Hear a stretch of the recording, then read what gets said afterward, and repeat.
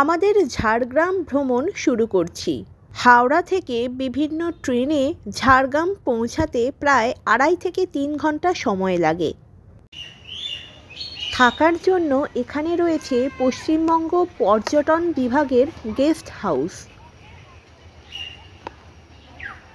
সবুজ গাছপালা ঘেরা জলাশয় সাথে পাখির কলতানে এই গেস্ট হাউসগুলো হয়ে উঠেছে যেন ছায়া সুনিবিড় শান্তির নীড়।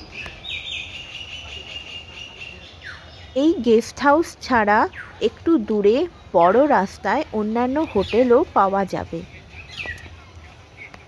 তবে এই গেস্ট হাউসের লোকেশন বেশ ভালো। গেস্ট হাউসের ঠিক বিপরীতেই রয়েছে ঝাড়গ্রাম রাজবাড়ি।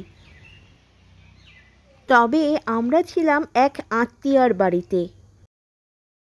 বিকালবেলায় টোটো করে বেড়াতে বেরোলাম। সবুজ গাছপালা ঘেরা এই রাস্তা দিয়ে যেতে অসাধারণ লাগছে।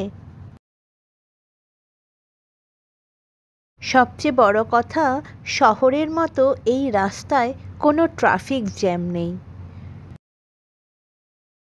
অবশেষে আমাদের টোটো পৌঁছে দিল ঝাড়গ্রাম চিড়িয়াখানায়। এই ঝাড়গ্রাম চিড়িয়াখানার নাম জঙ্গলমহল জুওলজিক্যাল পার্ক। চিড়িয়াখানায় ঢুকেই প্রথমেই দেখতে পেলাম নীলগাই।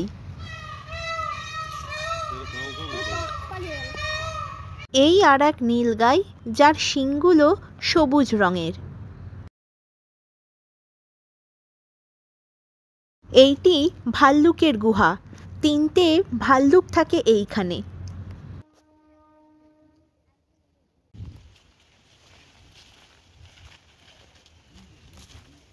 ঘুরতে ঘুরতে চলে এলাম উট পাখির খাঁচায়।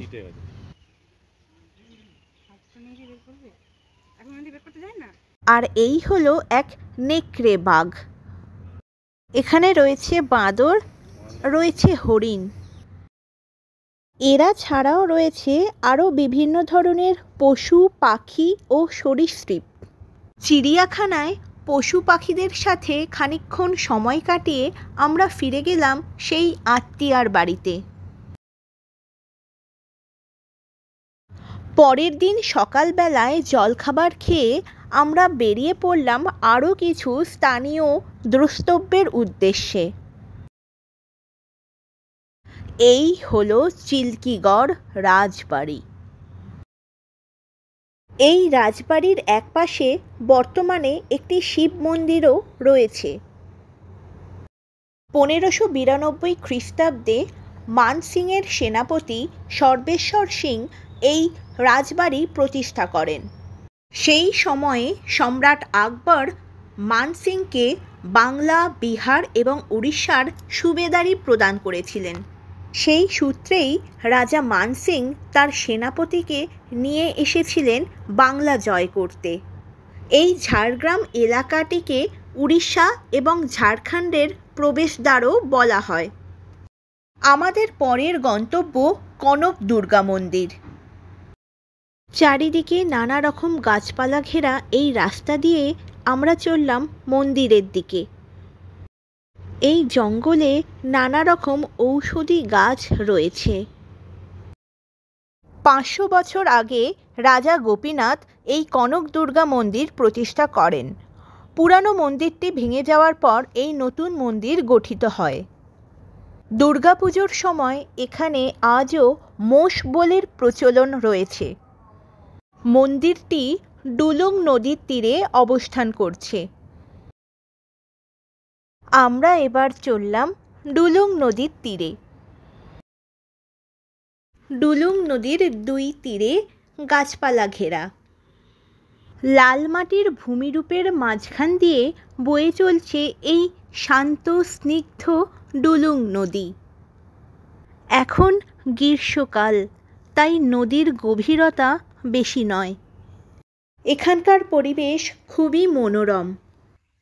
এখানে প্রধানত ল্যাটেরাইট মৃত্তিকা দেখা যায়, তাই আশেপাশে খুব বেশি চাষাবাদের সুযোগ নেই। নদীর ধারে ছোলা ভাজা বিক্রি হচ্ছিল। ছোলা ভাজা খেতে খেতে নদীর পাড়ে সময় কাটালাম কিছুক্ষণ। আবার টোটো ধরে চললাম পরবর্তী গন্তব্যে। এখানে বেশিরভাগই দোতলা মাটির বাড়ি রয়েছে, আর বাড়িগুলির গায়ে সুন্দর সুন্দর রঙিন আলপনা এঁকে দেওয়া আছে।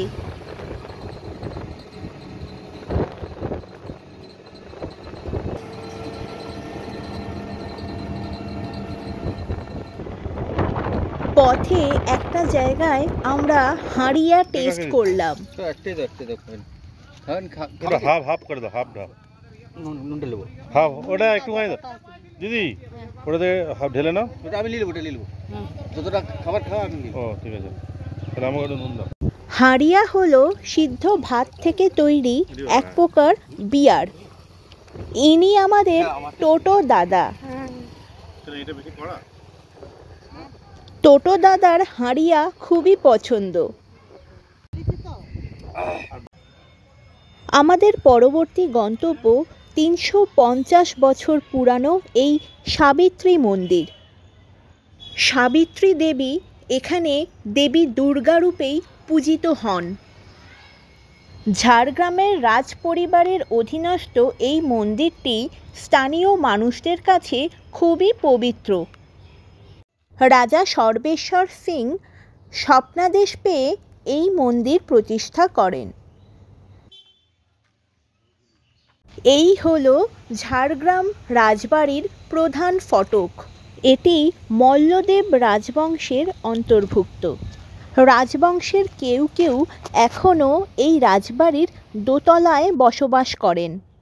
একতলার বেশ কয়েকটা ঘর এখানে হেরিটেজ হোটেল হিসেবে ভাড়া দেওয়া হয়। এখানে ঘর রিজার্ভেশন করার কন্ট্যাক্ট নাম্বার আমি ডেসক্রিপশন বক্সে দিয়ে দেব। ঝাড়গ্রাম রাজবাড়ি থেকে একদম কাছেই পায়ে হাঁটা দূরত্বে রয়েছে এই শিব মন্দিরটি। শিব দর্শন করে আমাদের ঝাড়গ্রাম ভ্রমণ এখানেই শেষ করলাম। হাতে দু একদিন সময় থাকলে আপনারাও ঘুরে আসতে পারেন এই ঝাড়গ্রাম এলাকাটি। আর হাতে যদি সময় একান্তই না থাকে, সেক্ষেত্রে ভোরবেলার ট্রেনে ঝাড়গ্রাম এসে এখানকার দ্রষ্টব্য স্থানগুলি দর্শন করে আবার ফিরে যেতে পারেন বিকেল বা সন্ধ্যার ট্রেনে। ঝাড়গ্রামের এই শালপিয়ালির জঙ্গল আমাকে বেশ মুগ্ধ করেছে। সবুজ অরণ্যানীর মাঝে এই সুন্দর রাস্তা আমার মনে গেঁথে থাকবে চিরকাল। এখন আমাদের ঝাড়গ্রাম স্টেশন থেকে হাওড়াগামী ট্রেন ধরার পালা। আবার দেখা হবে অন্য কোনো গল্পে। ভালো থাকবেন।